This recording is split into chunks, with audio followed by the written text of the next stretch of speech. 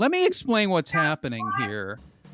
Kathleen Roll, a comedian, great writer, lives in New York, and her neighbor is our good friend Frank Conniff. Frank is not on the call now, and she has actually gone to her back porch and yelled up to him. You can hear. So everything that we do here is live and alive. This is late breaking news. Oh, okay, Ed. I did go out there and I yelled at Frank. He came to the window and he said he's logging on. Late as usual. I'm gonna blame it on his cat, who's a bit of an asshole.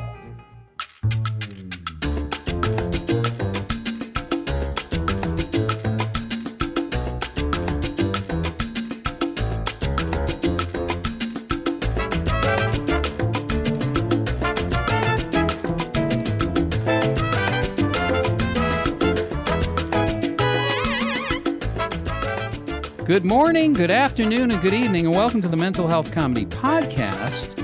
I'm Ed Krasnick, my partner Jennifer Kolari, coming along shortly. This is the show where we talk about mental health and we practice mental health skills. This is like a therapy theme party. This is Therapalooza. And basically, we're going to have a little jam session today with two great writer performers, both comedians, both very funny comedians and very original in their comedy. This gentleman I've known for many years, always been a fan. He's wildly creative. He started as TV's Frank on the Peabody Award-winning show Mystery Science Theater 3000, and that's Mr. Frank Conniff. So Frank joining us very shortly. Along with Frank is also a friend, an old friend who I haven't talked to in a long time, and she is uniquely talented, actress, writer, comedian, worked with many great people doing many great things, including Bob Odenkirk on the movie Melvin Goes to Dinner and many other shows, and that's Kathleen Roll. And so Kathleen Roll and Frank Conniff and Kathleen Roll coming up shortly. You can order your Mental Health is Hot pot holders. Don't wait on this, because Mental Health is Hot, the pot holders are beautifully designed, and they're good reminders that your emotion, showing emotion is very attractive. Very, very attractive. So order your Mental Health is Hot pot holders. And this is the show that explores how we relate to our thoughts and feelings. Let's go from I'm a piece of shit to I'm at peace with shit. Let's do that. I don't generally swear, but why not? This is Therapalooza. We always like to welcome our listeners, no matter what emotional state they're in. So here are emotional shout-outs.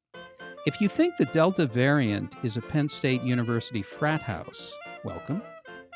If your style of communicating can be described as DoorDash, welcome. If you believe that we should just start filming the world's largest medical drama because we all look like we're going into surgery, welcome. If you want to see a remake of Beauty and the Beast where the Beast gives a TED Talk, welcome. If all the gun violence in America has forced you into investing in a Kevlar onesie, welcome. If you'd like to take a masterclass in avoiding conflict, welcome. And if you're beating yourself up even now, there's always a place for you right here on the Mental Health Comedy Podcast. Right now, I want to bring in my partner, the High Priestess of the Hippocampus, the Wizard of Well-Being, and the Magellan of Emotional Regulation, Jennifer Kolari. Jennifer, I've looked at life from no sides now. So if you're an introvert to begin with, and you're going through COVID and isolation, what the hell do you do? That's a good question. Well, it depends. Like, I feel like a lot of introverts have actually, I don't want to say enjoyed COVID because no one's enjoyed it, but it's actually been easier for them in some ways because all of the really stressful things that they've had to do, they don't have to do. It's the extroverts, I think, that have had a really tough time emotionally. Yeah. So when you ask that, what do you mean? Like, because now they have to go out into the world? Well, this is like, people are going out, but they're also not going out freely. They're going out with this thing that there's a variant out there. Yeah. And so it's like, it's the hokey pokey. You're doing the emotional hokey pokey. You're putting your foot in, you're taking your foot Yeah, out. You're it reading, is. watching the news, you're going crazy. What do you do? How Yeah, do you, it is tricky. It's so interesting because a lot of the young people and kids and adults that I work with that are real introverts, so who really don't like being out, they actually felt when people weren't wearing masks, they didn't feel good. Like they liked wearing the masks. It kind of they sort of felt a little bit hidden from the world. It really helped, especially people that have social anxiety. And you can talk to yourself, you can mutter, you can make faces. So it's interesting. Like as the world was just becoming normal or semi-normal, and that was bringing up things for people. And now, as you say it, it's going back. We're going backwards. So and a lot of the kids that I'm working with aren't even excited about school because they figure, well, why get excited? It's probably we're going to end up back online. So there's just a lot of, I think it's just hard on everybody right now. It's just nobody knows what's happening. It's a mess. I had so many plans for today's show about topics that we could do, and I tell you right honestly, I forgot every one of them. So, Well, let's good see night. what happens. That's it. Let's come up No, with it. no. I think what we'll do is I think we'll just open the show up, Yeah. and that I'm completely blank. Isn't that amazing? And I'm so excited to be honest about it. I have so much on my mind. Therapalooza 2021. It's Fearchella. It's a festival. Here we go. Okay, so our guests, as I told you, two great comics, writers, and it's a pleasure to reunite with them. It's like a peaches and herb day here, but there's three of us, and that's Frank Conniff and Kathleen Roll. Now, Frank and Kathleen, you have a unique situation there. Your neighbors. The average age in our neighborhood is the mid hundreds. So this Frank and I are mere children in comparison. The most of the residents in our building are of an advanced age, and I will go and borrow a defibrillator every now and then. It's ranging from elderly to dead is the demographic. Yeah, and I had a quadruple bypass just to fit in with everybody. Yes, the neighbors are very nice. Mostly quiet. Keep people who are quiet and mostly keep to themselves. In other words, potential serial killers. Yes, exactly. Exactly. I think that there might, Jennifer, I want to ask you this. If they are sociopaths, is there any way to give them agoraphobia? Because that would be awesome. Well, Agoraphobic, agoraphobia would be you'd give them a sweater. agoraphobia. Now that I already have. Right. That's for people who have a fear of Ed Wood. Glenn or Glendora or Angora. This is really interesting. I don't want to jump right from here to gun violence, but I'm going to because there's an interesting program. I actually wear a bracelet to remind myself of this. It's called Start with Hello, and it's from the parents of Sandy Hook. And it's called the Sandy Hook Promise. And what they've done over the years is they have an educational program that they bring to schools where they educate kids and parents and teachers about how to talk to people who feel lonely and are loners and how to draw them out. And it's called It Starts with Hello. That's a great thing. I've never heard of that before. That's a good thing, but I take away the guns or don't start with hello when a person is pointing a gun at you. That's not what you're saying. Really, if they don't have the gun, that would be more important, or Well, at least make it as hard to get one as it is to get a driver's license. Jennifer, talking kids out, loneliness is actually considered a public health issue by the Surgeon General of the United States. Okay, what do we do about how do we approach loneliness? How do you help people in your practice approach loneliness? And let's talk about that for a minute. Well, if it's a kid, then I really have the parents working on connection, right? Even if it's just knocking on the door and bringing them something to eat and sending them an icon or slipping a baby picture under the door, like any way that they can to just keep giving the message that we're here and we love you. And that's tough with teenagers because they do shut their parents out. It's hard if somebody's feeling really sad and depressed. If you just try to convince them of all the things that's good about them, they often can't hear that. They just see that as invalidating. So it's sort of, if it's a therapy situation, it's really working with them one on one to see what they're afraid of, what is that fear and that anxiety masking for them? How is it serving them? And I don't mean in a it's your fault kind of way, but often our most difficult emotions protect us or think they're protecting us from something worse.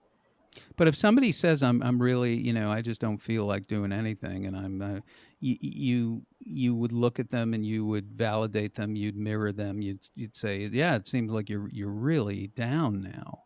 You really feel down. Is that right? Did I get that right? Yeah, you just sort of, and this is really hard to do if you're a parent, but you just kind of have to soothe the person and listen to them and be there. We tend to get really into wanting to fix the problem, and believe me, if we could have fixed it, we would have fixed it.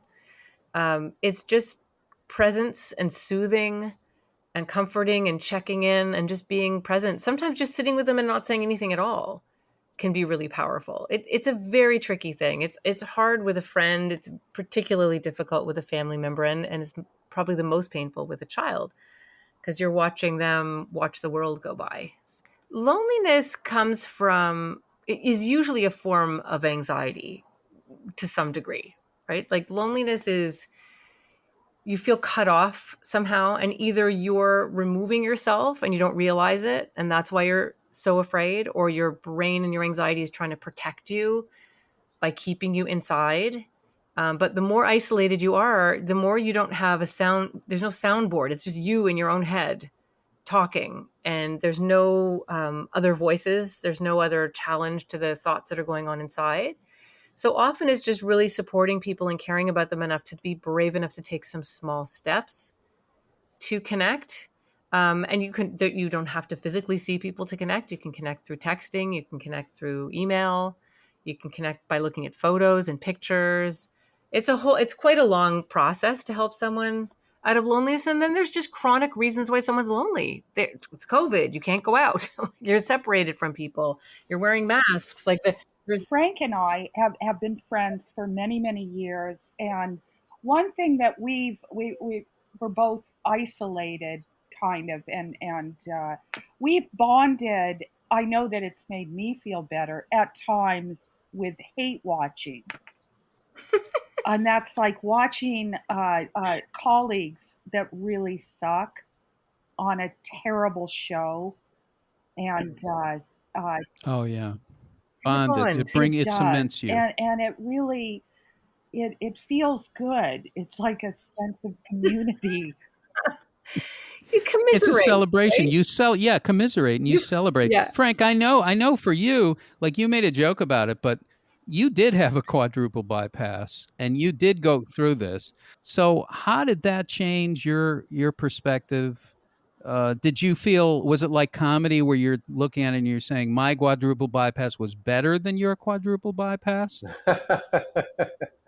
Yeah, well, first of all, I just want to say everything Jennifer just said was really great and amazing to listen to and so valuable. But Thank you.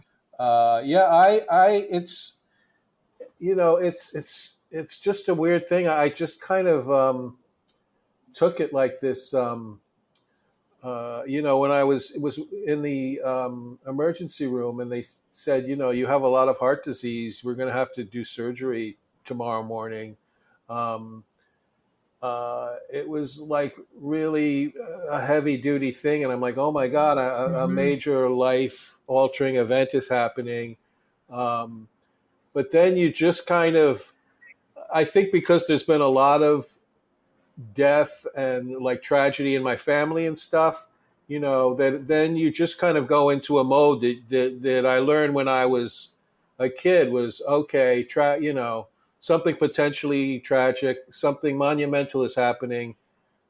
We'll just have to make it through it, and then you go into survival right? mode, right? And then you just kind of have a matter of fact attitude about it. But then, after the surgery, though, you're so incapacitated physically that's all that life becomes about is just your convalescence and in your And recovery. when you're Yeah. speaking of loneliness, that's the moment when friends and family are, not to mention the hospital staff, the whole idea of other people being so essential to your well-being in my life, it's never been more stark than when that happened to me, because then suddenly, um, my family, they're all trying to help me. My friends are all coming to the hospital. They're coming over to my house. They're making sure that I'm okay. And that just has an enormous impact. Yeah.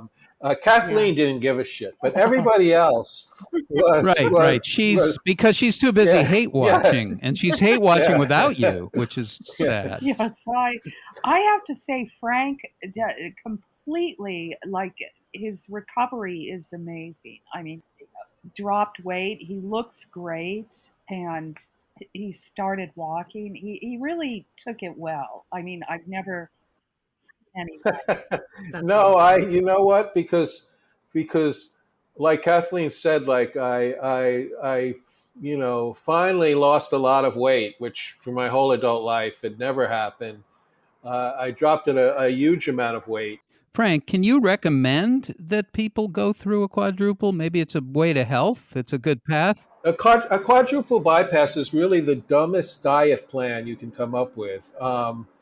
It's not having an appetite for 8 months, and so you lose weight. But it's just a kind of, I think, typical of my life that I go about things in maybe not the smartest way. I didn't uh, take care of myself. I mean, I gave up drugs and alcohol like 35 years ago, and that was a major turning point and enabled me to achieve the other things in life that I achieved. Wow. Huge. Um, but one thing that I did do, and I didn't start walking after this happened. I've been walking my whole life. In fact, walking I consider my form of meditation.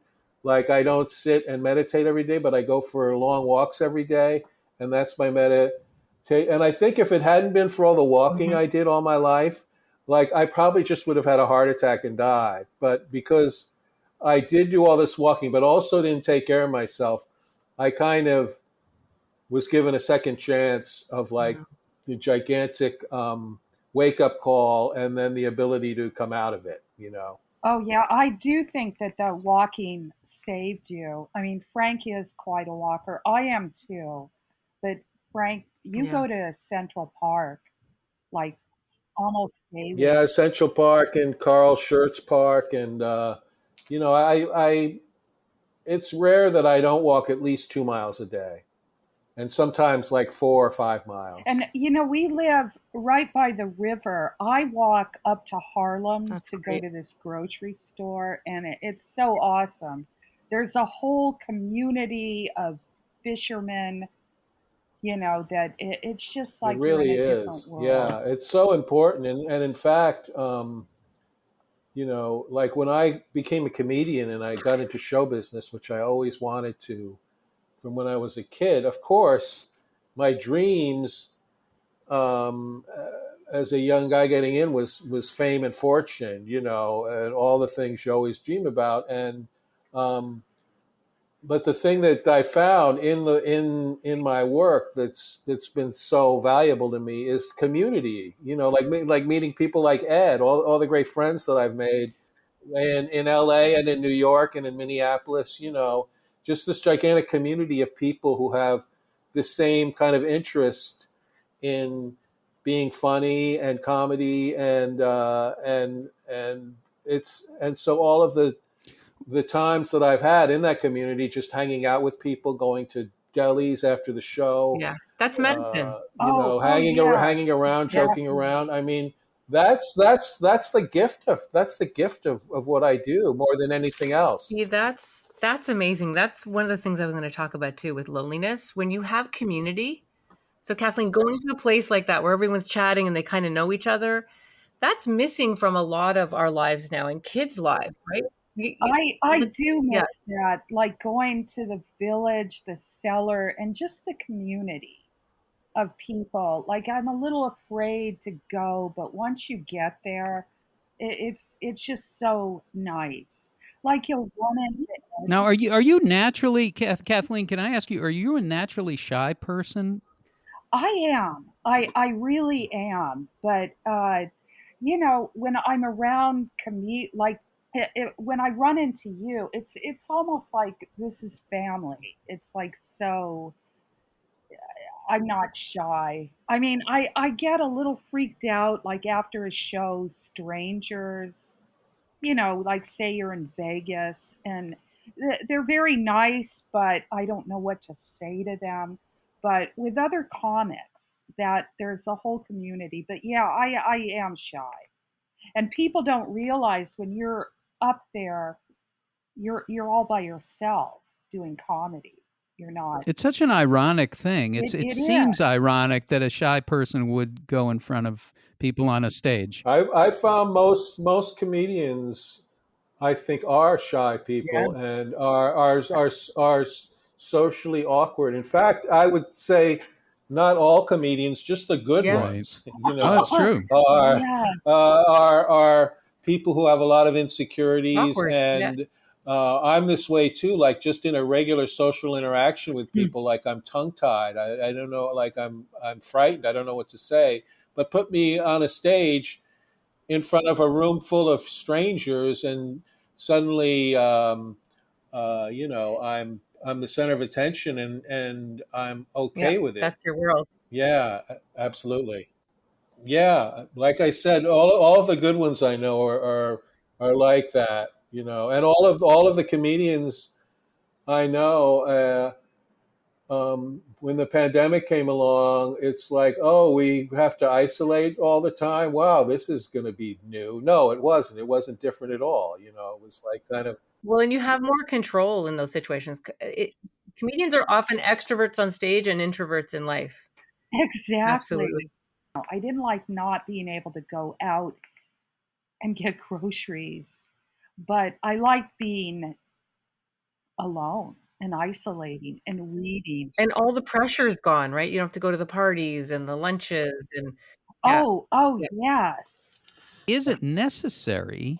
Is it necessary to have a kind of stress and a kind of um I don't want to say unhappiness, but I just want to say a kind of awkwardness, an awkward perspective, so that you can create at the highest level. Is that necessary? Because I look at somebody like Seinfeld, and I don't think I don't look at him as like he might be the exception. People like him, um, because there doesn't seem to be a lot of angst in what he does. well, I think that, there's always been a belief among some that, in order to be a good comedian or any kind of good artist, like you had to have had a tough childhood, to draw upon. And I find that that's not necessarily true. I mean, I've met some comedians who are very funny, who had very happy childhoods, who lived normal um, lives and stuff, or what you would call normal. And yeah, Not not Frank and I, but yeah, there are other other and funny.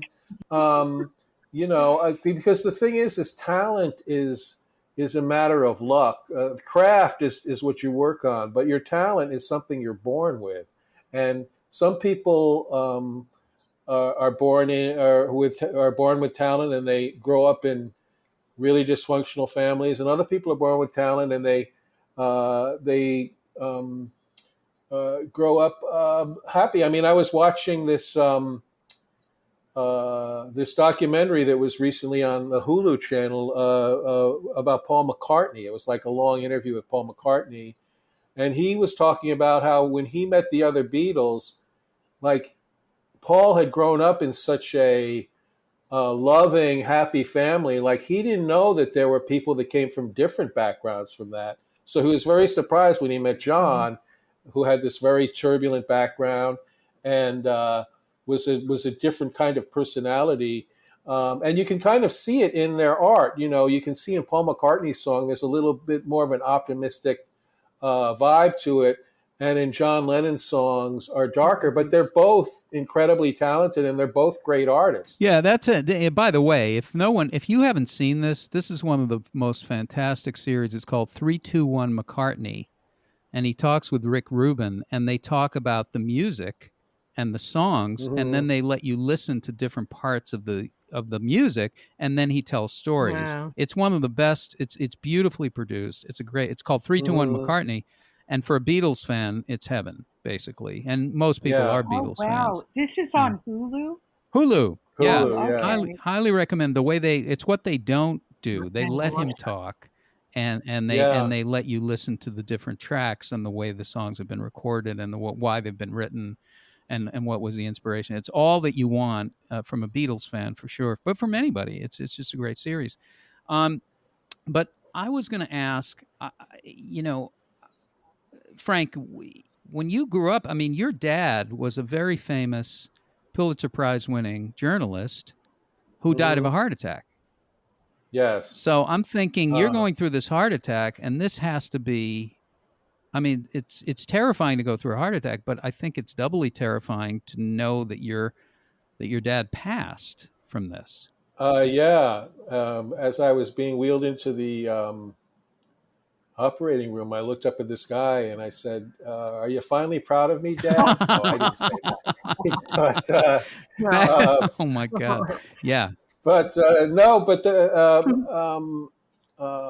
my father was very almost a stereotypical newspaperman journalist of his time. In other words, hard drinking, ate steak and eggs every day, and just like physically did not take care of himself at all. A workaholic above all the other aholics he was a workaholic above it all. And so he, I'm turning 65 this month. And my dad's he had a massive stroke when he was 52 and then died of a heart attack when he was 57. So I have, I think because I gave up the alcohol when I was in my late 20s, I think that, that gave me a step up on him. And so I've been able to live as long as I have while having the self-destructive tendencies that I've had. So I think I learned a couple of lessons from his life before this all happened.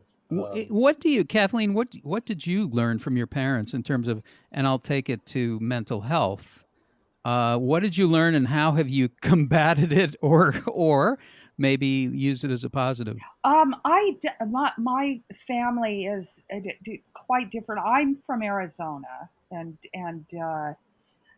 I didn't know this until I had left home or I lived in New York, but my parents are from quite different backgrounds. It's more homogenous there. There's less of class distinctions, but my mother's like kind of they're socioeconomically they were from quite different backgrounds, and my mother I just learned a lot from her. I mean, she was very, very, I was afraid of being like her. I mean, she was a little angry, just volatile, and I don't know. I've learned to deal with her and how to kind of see that in myself and stop it. How do you do that? Well, I didn't have 5 kids, and I never they're and also the Catholicism I think is very, which Frank and I both had that in our background. Me to more. Do you ever just do you guys go over each other's houses and just put on Spotlight? Spotlight I watch, as to relax. Right? Just kind of calms you down. It's kind of like a It's like a yeah, salve it's like new age or music a to me. sab. It's very, very. Exactly. We both went through the same training to become lapsed Oh, Catholics. oh, I have watched that. Yeah, my parents are literally more Catholic than the Pope. And I have to, kind of admit it. I don't talk to them about Catholicism. They work out. They're very healthy old people. They go to the gym every day. And I just, I don't know. At this point, I try to get along with them. Uh, and, the gun violence thing, as you know, probably my uncle was killed in the Gabby Gifford shooting. So I've been involved with Wow. that. That's, Arizona. In my family, anything like therapy, AA, that you don't talk, you don't do it, you don't talk about it, you just go to church, and you're if you have to, you're weak, and so it's kind of very difficult. I've learned to edit with them. Yeah, but you have you had a lot of therapy yourself? I have. I've had some. Not. I mean, Jennifer seems like an exceptional therapist. I don't think I've ever had one as sane as her. And we were talking about comedians being introverts and extroverts. Yep. And one of the things I've found, and this is true for a lot of artists, they tend to be really bright. I mean, in order to find the joke, right, and see the similarities and fractalize it into these little pieces and pull it all together, you have to be pretty bright. And so what ends up happening is that ability is great on stage. Off stage, it can work again. The last one I had, he I had to do it by phone because he moved to a nursing home. And he Yeah. was, I loved him though. Dr. Nashimi, and he was Jewish. Yeah. Nashimi. He's got a Yeah. lot going on. He sounds like a Netflix series. Yeah, he was in his 90s, but he was in his apartment, and it started when uh, he would leave the buzzer on. Like I would be in there in the session, or I would hear it would be broadcast the woman before me Oh talking my about God. her and it was I liked it, Oh like my her God. promiscuity and Uh, drug abuse. And then people were saying, "Hey, we could hear you." And I thought, wow, he really doesn't know how to work that buzzer. he doesn't know how to Um, work the buzzer, has good boundaries, yeah, doesn't know how yeah. to work a buzzer. But he was like a brilliant. I liked him. But once Wouldn't be a he good contestant for Jeopardy. Like not doesn't know from a buzzer. But you loved him. exactly. You loved him because he was a good therapist. Yeah, and I think that he had to stop when the Alzheimer's got a little too pronounced. I didn't have a problem with that. Not to make fun, it would never make fun of Alzheimer's, but I would not. I'm just thinking that he would constantly rehash issues that you had already told him. Yeah, he would start talking about things that happened in 1940, which I loved. I was fascinated with. Because 1940 was a fascinating time. Absolutely. Yeah. And This is I was yeah. like, "Oh, he thinks I'm Aunt Esther. That's fine with me. I'm And cool. This is I'll leave this office again, the portrait of sanity." And I'm that's yeah, that's just fantastic. Thank God he had a client like you who was actually, met him where he was at and was able to gain the benefits of his wisdom, but also um, relate in a way. I think that wouldn't work with everybody, but it Yeah, worked with he you. only had comedians, and the interesting thing, he interviewed you. you kind of had to audition for him, and I passed. You I mean to mean, become a client, he would interview you? yes, and He said I wasn't right for the room. yeah, It's no, not your room, Frank. It's not your night. Yeah. No, Yeah. I it's never did my night. see people that he turned down, and he didn't like hacks. What can I tell you? Well, that's fantastic. That's a great I loved story. him. I totally loved him. But I mean, Jennifer, that's she's good too. She's not in 1940. She will never, rarely on the show has she brought up 1940. Brought She up did say Blitz 1940. one. Yeah, did say something. Did say Blitz, but not the Krieg part of it. Now, Frank, what kind of therapy? Do you have any therapy horror stories Um, or good ones? I have good ones, not as colorful as Kathleen's, but I um, I was in Los Angeles. I was going through a really difficult time, and I was extremely depressed, and uh, and I finally broke down, and I actually, this is. I even like broke out the yellow pages and looked for a therapist. I mean, that's how desperate I was, and and I didn't have a lot of money at this time either, so I had to find a place that had like a sliding scale, to go along with the sliding within my head. Yeah. Um, and I got like kind of a therapist in training, because that was cheaper.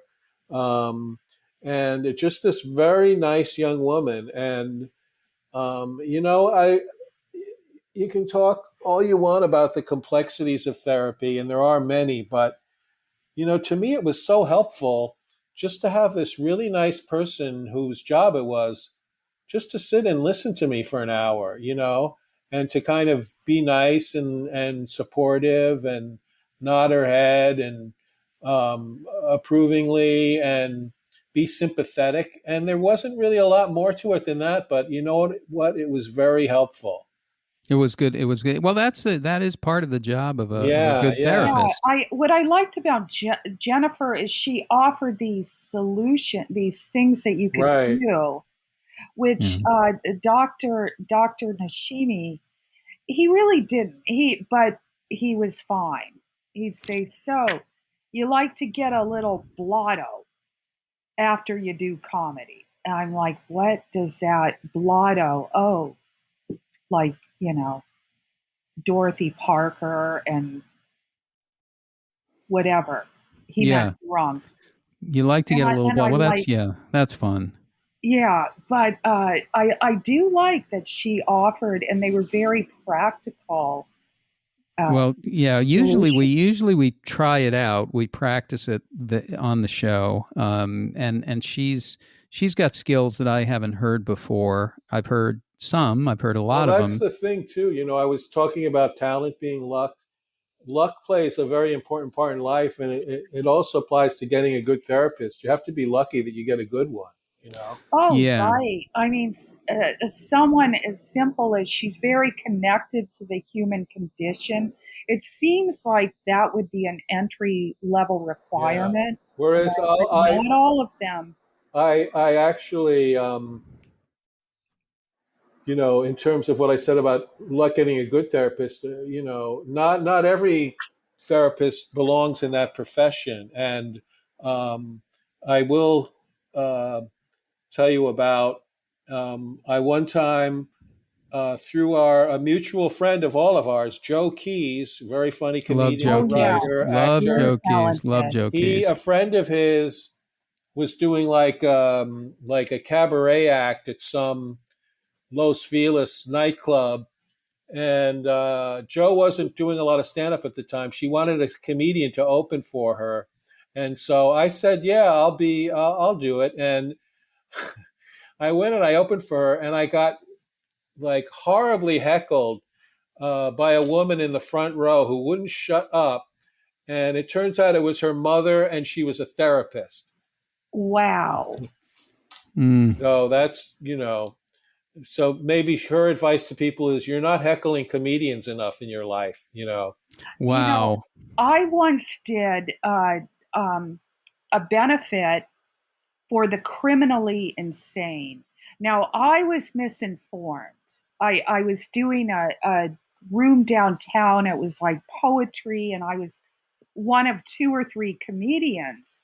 But a woman asked me to do it, and I was led to believe that they were sane, that no, law abiding, insane people. And I thought it would be fun. I thought they'd be like Dylan Thomas or whatever. They weren't. They were like, they had to sit on mats. They were like in jail, but they were crazy. So It sounds like a crowd for a very specific kind of, I don't know who they would have liked at that point. At that point, you kind of want to protect yourself, I would think. I did, I would say just a little too well. I got an escort. This was your demographic.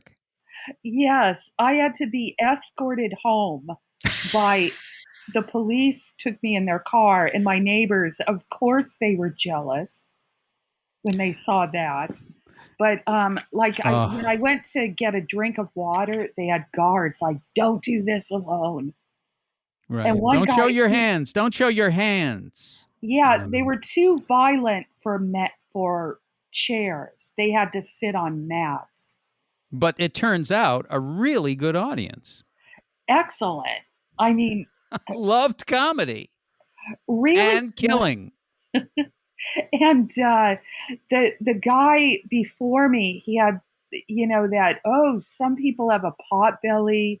I have a kitchen stove sink, like he's really fat. And they were chanting, "How do you feel about that?"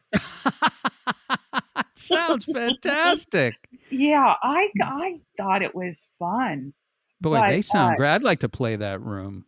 Yeah, who books that? It's booked by a probation officer. Yeah. Yes, it was some woman who was nuts, and she reprimanded me for having material that wasn't too dark for them. I'm like, hey, I'm not the one that killed my entire family with an axe. Like, geez, it's too dark. This may be too dark. That's hysterical. Your material is too dark for people who chopped up their families. Yes, it's like they were real criminals.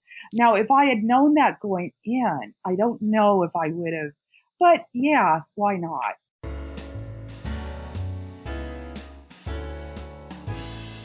Those stories are fantastic. That's what we're going to talk again. You guys have to come back, and you please come back, because Frank, we're going to talk about the Aztec Sacrifice audition pitch that we did, and we really did that.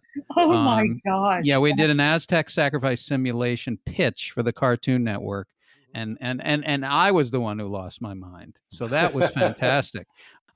Okay, well, I want to thank everybody. Thank you, guys. Thank you, Kathleen. Thank you so much. What a fun show. Thank you, Thanks, Ed. Thank you, Frank. Jennifer, it was a delight. Great meeting you. I want to tell people that they can find the podcast wherever you get your podcasts. You can go to makelightmedia.com, MAKELIGHT, media.com.